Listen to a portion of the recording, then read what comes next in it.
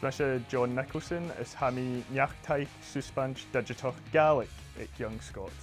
Hai cordig rung begumor genef Susbaint son young Scot in mean and social ta akin as kuchach in larach lean akin.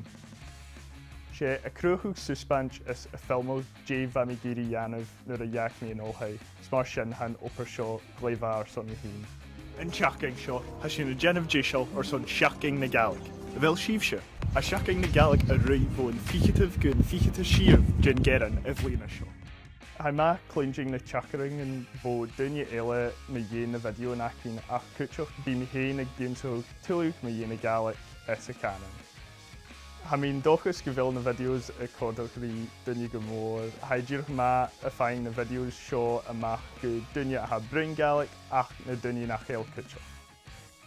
In Neach-cruthachaidh racing survey in Sas like Gaelic Carolina. Is a nish hashin coited ar slis a vlina richiing or son a genev in Susbaint je ha dunya a giri. Or son a blina richiing hashin a giri tulug dunya oka a cruchug Susbaint or son shinya is or son Gaelic.